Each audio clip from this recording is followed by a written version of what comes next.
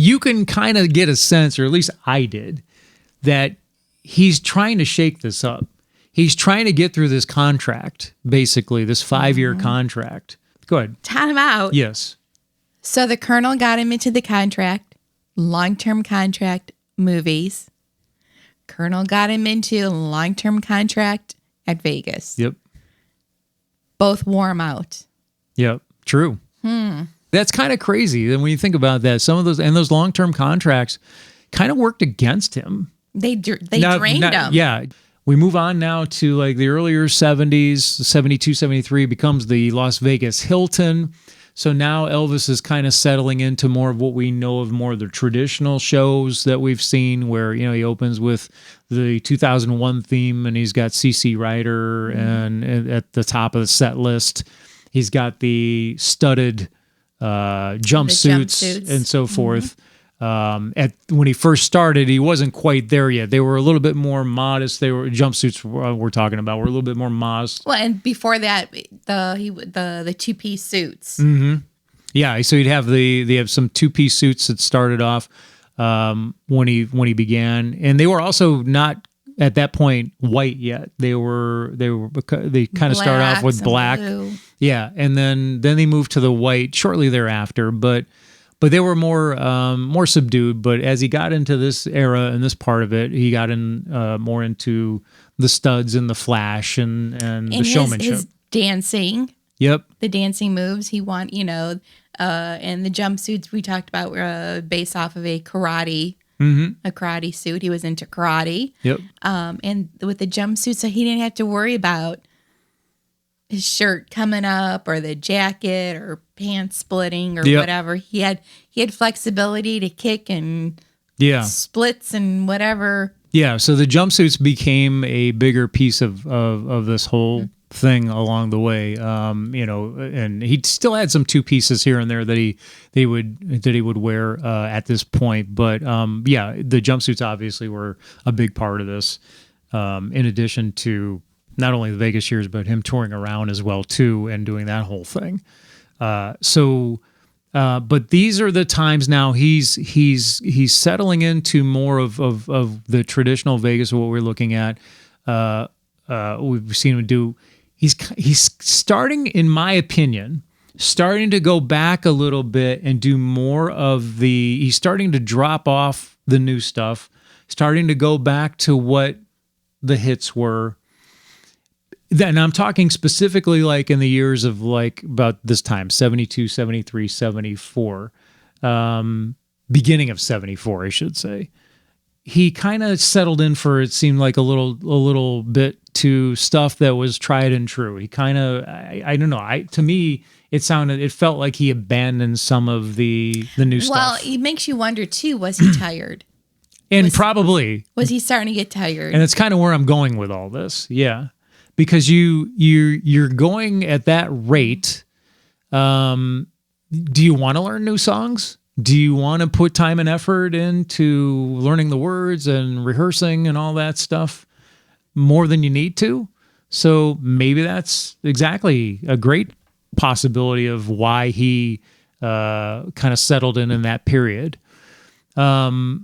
So going on now, we're getting towards 74. Now, this is where it began to start to be a little bit pivotal. So 74, this is the summer version he goes there. So he has the second half in the summer of 74.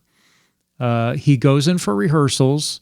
He is starting the tour, I think, somewhere on the 19th, I think, of August that year. This is the first time he's decided, I think, I want to go back and I want to try something totally different. So I think he's trying to shake things up. Again, this is just my opinion. So instead of coming out to the 2001 theme, instead of coming out to CC Rider, on this particular night, this was the first night of the tour in the summer of 74 at Las Vegas at the Hilton. He decides, going to shake it up. We're going to do a lot of different songs. The first song he comes out to is Big Boss Man. And it was not anything with the 2001 theme. It was just a upbeat drum intro, kind of similar to what it was when he was in That's the Way It Is and had he came out to That's All Right Mama. This is that, of course, that was pre 2001 theme. They abandoned the 2001 theme. They do this upbeat drum intro for him to come out and do Big Boss Man.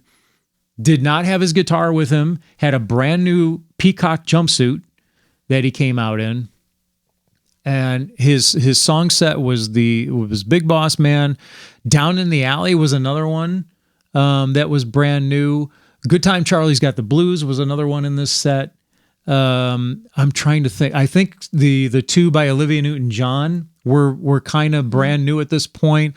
If You Love Me, Let Me Know, and Let Me Be There. Those were, I believe, were worked into the set. So he's got a slew of new songs on this opening night at Las Vegas, trying something new. Here's the kicker. It didn't go so well. They didn't get because everybody wanted the show. They wanted cookie cutter show or something. They wanted what they had seen. I mean, at this point, of course, he's already done the Aloha from Hawaii special. Mm-hmm. So everybody saw how that goes. It's, again, kind of back to the traditional Vegas, if you will. He's already established. Prior to that, he's doing all the Las Vegas shows with that cookie cutter theme as well too. But it didn't really resonate with them. And it wasn't, people appreciate it. Wasn't like the bomb like it was in the early 50s or mid 50s of Vegas. It wasn't that. It wasn't anywhere near that. It was just a different approach that people were not expecting. Yes, exactly. So oddly enough, because of that, the very next night on that tour, he went right back to the same old stuff. He went back to the 2001 theme, CC Rider, and basically that whole similar set list. Now, he did keep some of those new songs. Some of them. He kept Big Boss Man worked in. He kept the two Olivia Newton-John ones coming. He loved those two Olivia Newton-John songs, by the way. He sung those like crazy. From that point on, for the rest of his career, they're good songs. Yeah, he kept those. Those were staples in his song sets. But yeah, I just thought that was kind of a unique thing that I had noticed and read about along the way. Well, I mean, think about it too, that you're doing the same show for over and over, and you kind of become autopilot. You just feel like it's just. Yeah. Was that Groundhog Day? Just you're exactly. Repeating, and after a while you're like, yeah, we need something new. Yeah. We need, and didn't get, he said he got an average reception. It wasn't what he was thinking. Yeah, and to your point though, but he's still wanting to try to do something and get out of that rut. Now he does. Now as we move forward a little bit into 75 and so and 76, now he is trying to work more new stuff in. Again, still has the cookie cutter stuff as the base, if you will, of the show. But now he's working in other songs as well too, like "And I Love You So." He worked that in. "Fairy Tale" was another one that he worked in. Trying to think of some of the others that are jumping off the top of my head. I think he brought back some other ones that he hadn't sung in a while. "Trying to Get to You" came back at this around this time. He hadn't really had that in his sets to begin with. I just heard this one the other day and it escapes me. But anyway, it'll come to you about 3 a.m. It probably will. Yeah. I'll get a text at 3:05. I remember now. And then 18 texts afterwards about the song. Exactly. But he kind of wanted to work some of these other songs in. Oh, It's Midnight. That was the other song I was thinking of that he worked in as well. So you'll think of it at I will think of it as midnight, which will be tomorrow because it's already past midnight when we're recording this, as it turned out. Wow. Kind of crazy. Crazy. So you can kind of get a sense, or at least I did, that he's trying to shake this up. He's trying to get through this contract, basically, this 5-year contract. Because now we're appearing, we're finally getting towards the end of that whole deal in 75 when it expired. So, go Go ahead. Time out. Yes. So the Colonel got him into the contract, long-term contract movies. Colonel got him into long-term contract at Vegas. Yep. Both wore him out. The impact of Las Vegas on Elvis was simple. It was horribly demanding of him. Can you imagine 30 days? I know it. Nobody 2 shows a night. alive does that anymore. 60 shows. It was, if anything, put him in the grave early. It was that. This town beat him to death. You know. Yep. True. That's true. Yeah. Colonel. Exactly. That's kind of crazy. And when you think about that, some of those long-term contracts kind of worked against him. They drained him. Yeah. Just like as far as, well. And they hindered his, especially the movie contracts. I mean, he definitely hindered his professional growth. Yes. When he wanted to be a serious actor. Yeah. But instead he's doing these movies. Exactly. And we're right here at the right point to talk about this too. So 1975. Exactly. Nice segue. 1975, right? That's what happens when you're not professional. Exactly, because you don't know what you're doing and you walk right into a segue and don't even realize it until you realize it. But kudos us. Yes. Kudos. But 1975, A Star is Born is being made. The movie A Star is Born. So Barbra Streisand's in this. They're looking for a male lead role in the movie. They're looking at Elvis. They want Elvis. Elvis wants the role. But he needs the approval, of course. From a certain somebody. Starts with the C. And the other half starts with a P. And the deal was going to be put together. It was very, very close to happening. So he was really excited about doing it. And what Elvis told me was, he said, honey, this is, a couple of months later, whatever, they'd gone through all the machinations of, trying to get the deal done.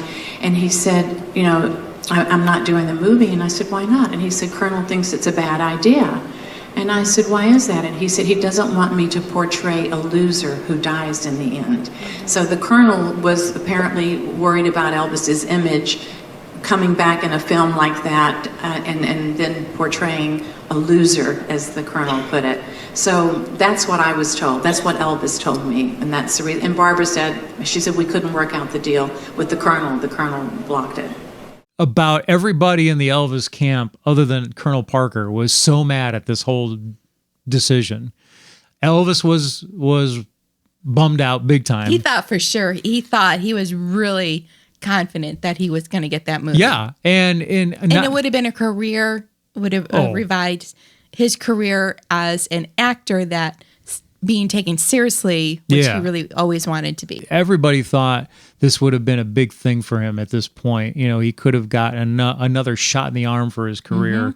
The Memphis Mafia guys all talked about how they were like, this could have been a great thing for him. Elvis really wanted. They all talked about how Elvis really wanted this part. He would have been able to get in shape again for this, because again, at this point now, you're starting to see the change in his shape as well. Because lifestyle changes. Yeah, lifestyle changes. Everything's taken a toll on him. Not just the Vegas years stuff, but all the other stuff. The rigorous touring schedule, above and beyond that. Issues. Yeah, health issues, personal issues, you name it. It's all going on at this point. So the idea that this could have been a big thing for him was pretty much an understatement. So it just unfortunately never materialized. Of course, they cast Chris Christopherson in the role. Chris Christopherson, I think did I pronounce that right? I forget. But yes, they cast him in the role, and it was a successful movie too, as well. So Elvis missed out on that. Well, and then I was talking to somebody regarding that if Elvis would have been in that movie, in the movie, there's the alcoholism and the drugs. That what reflection, what type of image that would that have created of Elvis which at this point there was already talk in the tabloids Interesting. of his, the prescription drugs, would it have hindered his image? Yeah.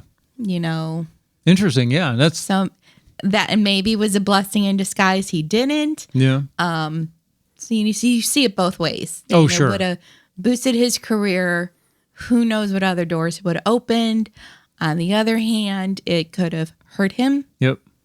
In Hollywood is cruel. Yeah. Gossip is cruel. Yeah. And who knows what damage it could have done. Yeah, for sure. So Yeah, that's all valid. that's my Debbie stuff. Downer. There you go. Wah, wah. But no, you see it both ways. Yeah, for sure. Yeah. Oh, yeah. You can easily see it both ways how that could all worked.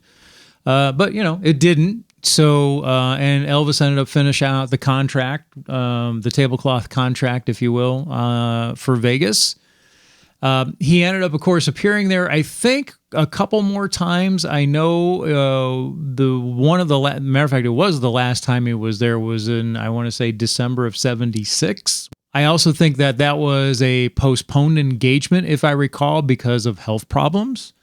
I think he was supposed to perform earlier that year, maybe again around the summertime. I don't remember when, but I'm pretty sure that this was a rescheduled engagement due to health. He did not look his best at that point.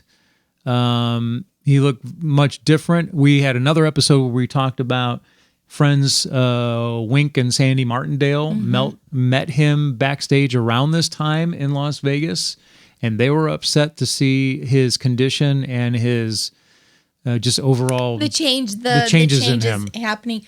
And I don't know if we talked about this in the Wink episode, but what Elvis said to Wink Martindale. What's up? Elvis said to Wink, "You've done really good with yourself, Wink. I'm proud of you. Oh, okay, yeah. Look how far you've come. Yeah. I'm proud of you." Who would ever think that Elvis, who had everything, Yeah. would be going to someone else and saying, look at everything you've gotten. Look how far you've come. I'm proud of you. But that goes back to their earlier friendship. Yeah. Yeah, for sure.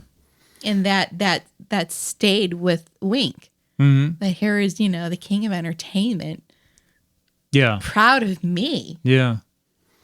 Yeah, another. Oh, I just got goosebumps. But another Tennessee boy, that was born in Jackson, Tennessee. That's Wink Martindale. They were good friends. They offered also to help him out a little bit. And they were like, "Hey, come on, stay at our place. We'd like to help you out, get away from all this. Unwind, unplug, regroup, re-energize." God only knows we knew that he probably was not going to have much more time on this planet. We left there that night, and we went back to our hotel room. We closed the door behind us, and we literally broke down and sobbed. And we just knew that I said, "Sandy, that's the last time we're going to see him alive." And it was. They had been keeping in touch for all this time over many, many years, but I believe this is the first time they'd seen him in a long time. Probably, I want to say maybe since the 60s was the first time they'd actually seen him. But they had been keeping in touch otherwise. They were shaken. Yeah.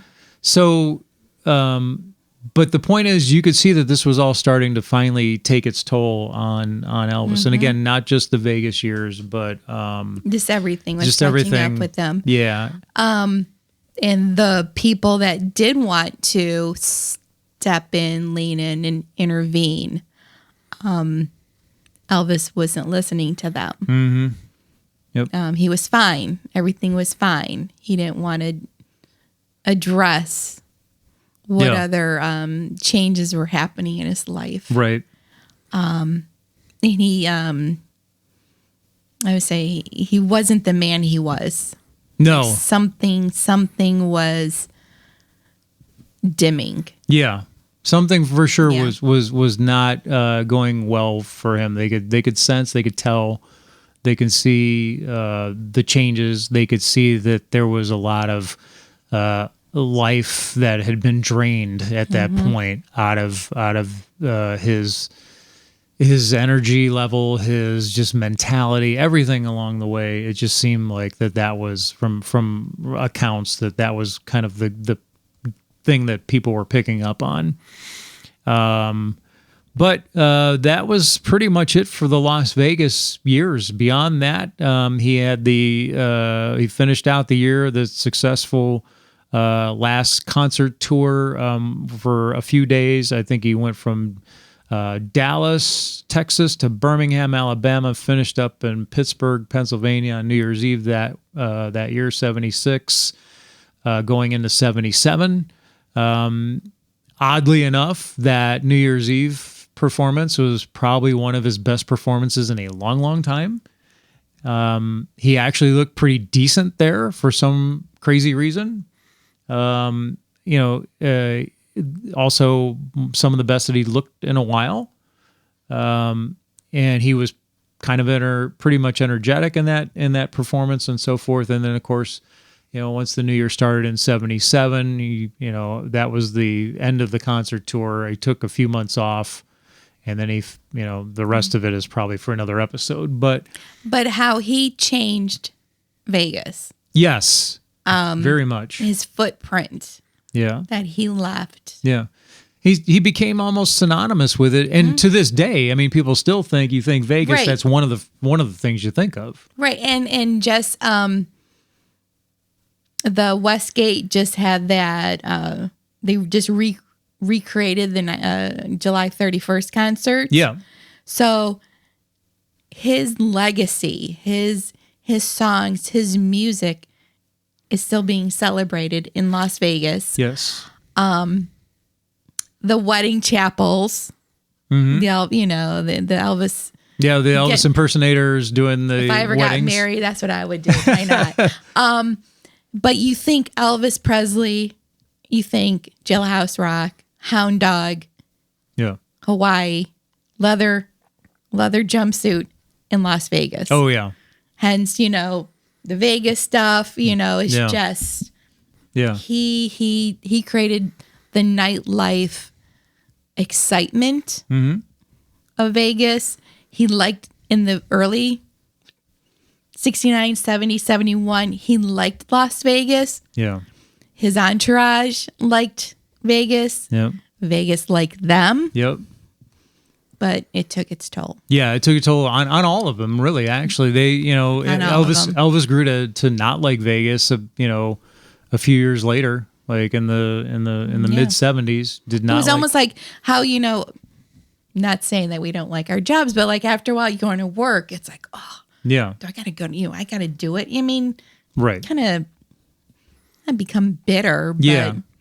Well, and you're doing the same thing over and over and Yes. over again. And let's face it, Elvis was not a kind of a guy who was into doing the same things Nope. over and over and over.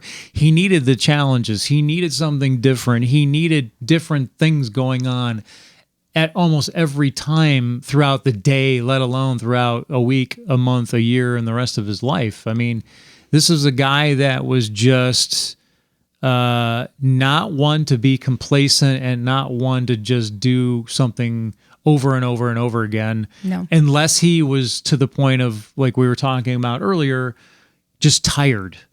Didn't want to learn new songs, didn't want to do anything different with the act. Let's just go back to what we were doing for a while, blah, blah, blah. So, it left its mark on him. It left his mark on his legacy too, as we just said. And to this day, yeah, again, people still recognize that, and that is still, and even that hotel itself is still very well known. Even it has nothing to do with the International, definitely nothing to do with the Hilton any longer. That hotel itself is still a place to go, to even other celebrities that have gone there. And, I've seen other people say, this is where Elvis performed, and I performed on this stage as well, too. And I remember this, and, it is just, it was a big deal, for him to make that comeback and have that such a successful run at Las Vegas. And it kind of helped propel him along the way throughout his concert tours, I think. it was a grind, man. In my opinion, I think, and it just took a toll on him, and it didn't help things. It didn't help things that Colonel Parker was really, again, by all accounts, pretty heavy into gambling. So he rode him out there hard. And while he was there, he rarely, I think about the only time that Colonel Parker was ever in to see him or watch a show was when he probably signed that tablecloth deal. Beyond that, every time they were out there, he was blowing money and he was spending money and he was at the tables. I mean, there's plenty of accounts out there that are just about him losing big money at a time. And you can't help but wonder, is this part of the reason why, he would really,